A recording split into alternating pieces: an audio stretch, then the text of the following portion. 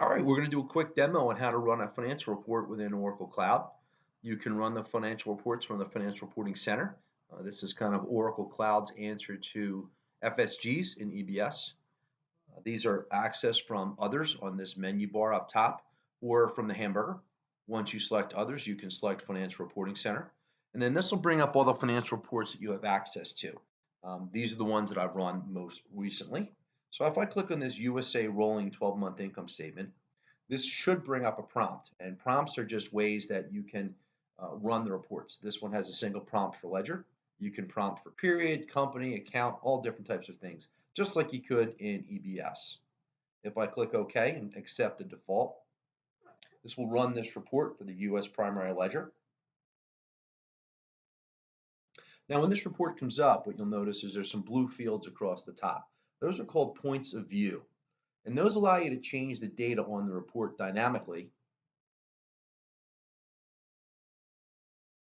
when it comes up. So right now, my point of view was set for April 2021. If I want to actually run this report for a different month, all I would need to do is just click on my point of view for the accounting period and change it from 421, and I'm going to just actually change it to 0521, and I can do a quick search. Really cool thing about FRS is it's built on small S-base. So what that means is unlike in EBS, if you wanted to pull this data back, you'd have to rerun the report and aggregate the data. Because S-base already aggregates the data, we're actually not rerunning this report. We're simply pulling it back. So that should be a lot faster than it would be if we were rerunning the report. And just like that, if you notice, it came back, and here is May, April, March, February, and January. Something else to point out, down the left-hand side, we've got these carets. They indicate that a line is expandable. It means there's children underneath this. So if I expand the other purchases value, I can click on that. You can see these are all the accounts that make this line up. Because these are underlined and hyperlinked, it also means that I can drill down. So if I click on my 16,350, I get two choices.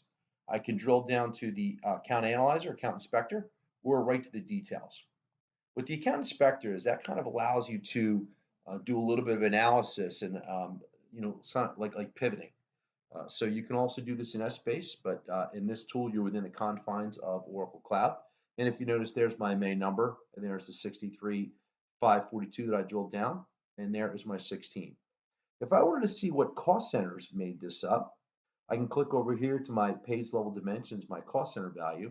If I just kind of drag this up top, I can now expand and see all the cost center values that made this up. And as you can see, that 16,000 is made up of a number of different entries.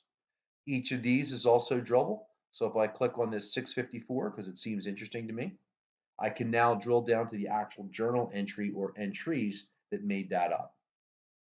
From here, you can drill down, just like in EBS, to the sub-transaction. So that 654 came from a purchase invoice, and as you would expect, you can drill from the 654 back to the transaction. These FRS reports are built using a tool called Financial Reporting Studio. That tool was client side until about 18 months ago in ERP. They just made it web enabled. It's really powerful. It does a nice job. You can do a lot more formatting in this tool than you could in FSGs. Last thing I wanted to show is this came up in an HTML version. If I decided that I wanted to get this out to Excel or get this out to Word, you can just do your export. So if I were to export this to Excel, this would give me a prompt, and then this would open up this good looking report in Microsoft Excel.